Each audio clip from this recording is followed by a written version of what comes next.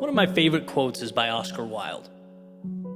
He says that an idea that is not dangerous is unworthy of being called an idea at all. How perfect. Ideas should invigorate your soul. They should excite, propel you.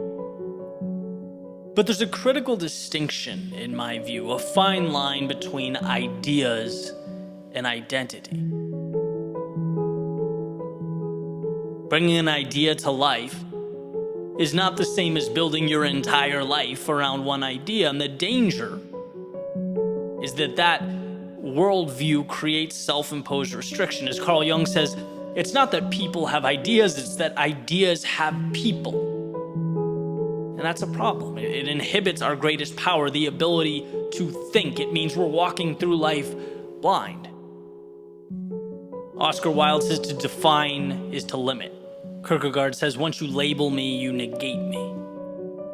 When what you believe becomes your identity, you have no choice but to perpetually believe it, to always defend it. It is as much you as your reflection.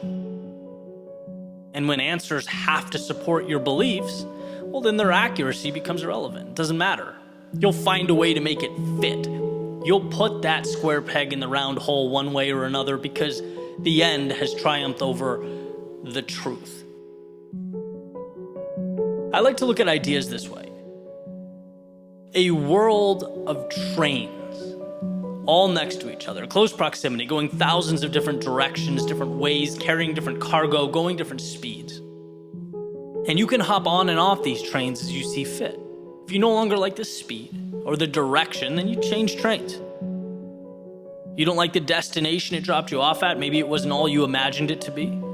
Get on another train, go some other place. That's the freedom of life, that's the exploration. The scenario to be avoided is clapping, cheering, holding a banner, proclaiming the train you're on, engine number 9, is the right train, the virtuous train, the only train that should be taken as it makes its way off a cliff. But you never took the time to look out the window.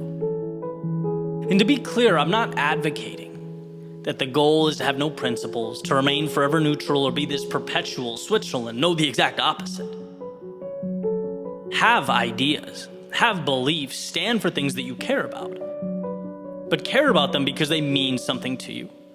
Because in your heart and soul they align, because you know the alternative viewpoints, you understand and appreciate the opposing ideas, but they're just not you.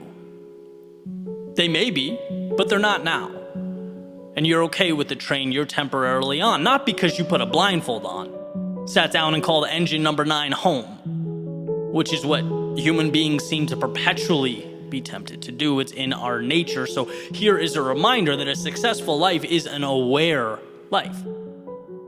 It's understanding how prone human beings are to dismiss reason and abandon logic, how quickly life can become a team sport, because that feels so much better than being someone who says, wait, maybe we missed something. Perhaps there's a chink in the armor or a flaw in the logic. And what's interesting is one does not need to look hard to understand that history isn't defined by what happened.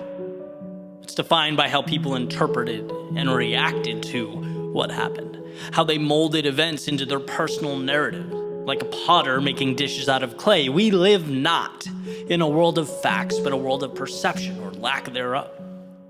Human beings who blindfolded themselves and make every account fit that narrative. See, data can tell you any story you want it to tell. Events can be attributed to any cause.